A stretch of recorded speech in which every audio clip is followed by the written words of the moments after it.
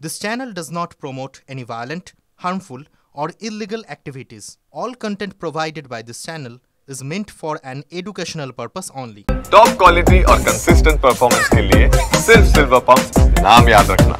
দেখো এই মুহূর্তে বিকাশ ভবনের একেবারে সামনের দিকের যে গেট রয়েছে সেখানে কিন্তু ব্যাপক উত্তেজনা তৈরি হয়েছে।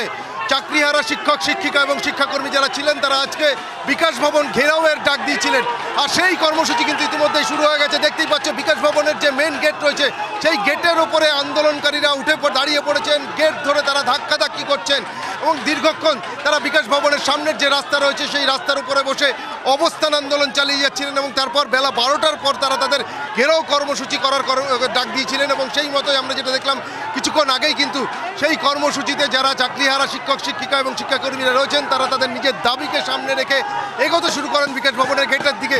দেখতেই পাচ্ছ যে কথা তোমাকে বলছিলাম, একেবারে গেট টপকে ভিতরে ঢুকে যাচ্ছেন আন্দোলনকারীরা এবং তাদের যেটা দাবি যে যোগ্যতার ভিত্তিতে তাদের চাকরি ফিরিয়ে দিতে হবে, কোনো রকম ভাতা নয়।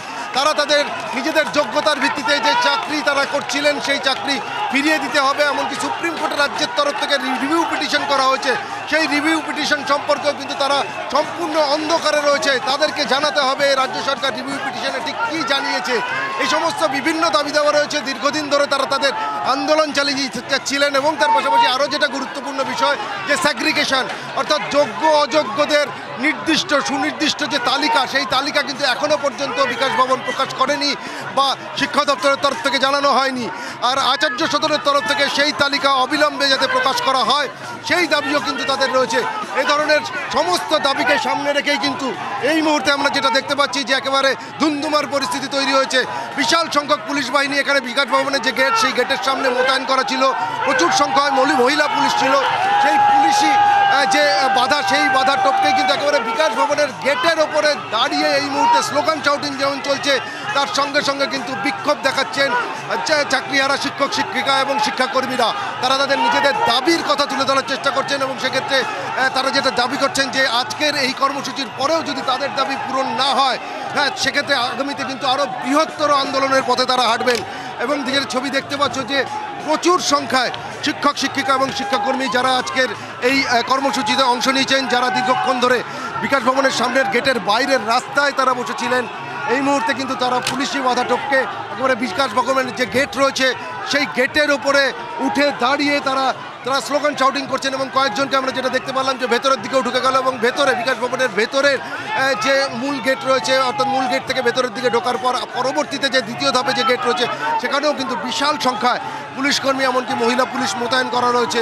তবে পুলিশ কিন্তু এই মুহূর্তে দাঁড়িয়ে পরিস্থিতির উপরে নজর রাখছেন এবং যে সমস্ত আন্দোলনকারীরা রয়েছেন তাদেরকে বারবার তারা বোঝানোর চেষ্টা করছেন, কিন্তু চাকরিহারা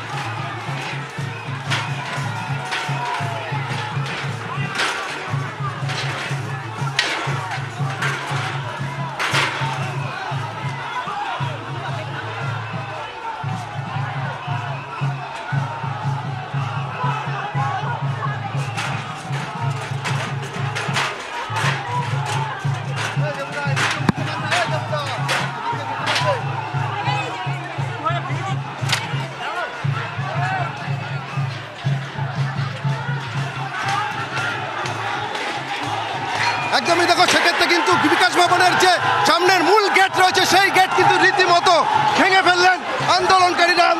যে সমস্ত শিক্ষক শিক্ষিকারা ছিলেন তারা কিন্তু এই মুহূর্তে যেটা দেখতে পাচ্ছি যে একেবারে বিকাশ ভবনের সামনের যে গেট সেই গেট ভেঙে পরবর্তীতে যে গেট রয়েছে সেই গেটের কাছে পৌঁছে গেছে এবং এখানে কিন্তু বিশাল সংখ্যায় পুলিশ বাহিনী মোতায়েন রয়েছে। তারা কিন্তু কোনোভাবেই এই সমস্ত আন্দোলনরত শিক্ষক শিক্ষিকা এবং শিক্ষাকর্মীদের আটকাতে ব্যর্থ। এমনকি যে এই মুহূর্তে আমরা যেটা দেখতে পাচ্ছি তারা কিন্তু একেবারে দ্বিতীয় যে গেট সেই গেট টপকে আরও ভিতরে ঢুকে যাওয়ার চেষ্টা করছেন এবং এখানে কিন্তু পুলিশ কর্মী যারা রয়েছেন তারা কিন্তু পরিস্থিতি সামাল দেওয়ার চেষ্টা করছেন, কিন্তু পুলিশ কোনোভাবেই কিন্তু পরিস্থিতি সামাল দিতে পারছেন না। তার কারণ বিশাল সংখ্যায় চাকরিরত আন্দোলনকারীরা তারা কিন্তু একেবারে বিকাশ ভবনের যে মূল গেট সেই গেট ভাঙার পর দ্বিতীয় গেটের সামনে এসে জমায়েত করে রয়েছেন, তাদের দাবি তুলে ধরার চেষ্টা করছেন। উচ্চপদস্থ পুলিশ আধিকারিকরা রয়েছেন তারা কিন্তু বারবার পরিস্থিতি সামাল দেওয়ার জন্য চেষ্টা করছেন, আন্দোলনরত যারা শিক্ষক শিক্ষিকা বা শিক্ষাকর্মীরা রয়েছেন তাদেরকে বোঝানোর চেষ্টা করছেন, কিন্তু তারা কোনো অবস্থাতেই কিন্তু নিজেদের অবস্থান থেকে সরে আসছে নারাজ এবং সেক্ষেত্রে তারা বারবার যেটা বলছেন তাদের যোগ্যতার ভিত্তিতে যে চাকরি তারা করছিলেন বা যে চাকরি তারা পেয়েছিলেন সেই চাকরি তাদের ফিরিয়ে দিতে হবে, আর নতুন করে কোনো রকম কোনো যোগ্যতার পরিচয় তারা দিতে চাইছেন না। এবং তার পাশাপাশি আরও যেটা তাদের মূল দাবি রয়েছে সেটা হচ্ছে যোগ্য অযোগ্য এই দুটো বিষয়কে আলাদা করতে হবে। আরও একবার দেখানোর চেষ্টা করব যে বিকাশ ভবনের দ্বিতীয় গেট দিয়েও কিন্তু এবার আরও ভেতরে ঢুকে যাওয়ার চেষ্টা করছেন চাকরিহারা আন্দোলনকারী শিক্ষক শিক্ষিকা এবং শিক্ষাকর্মীরা।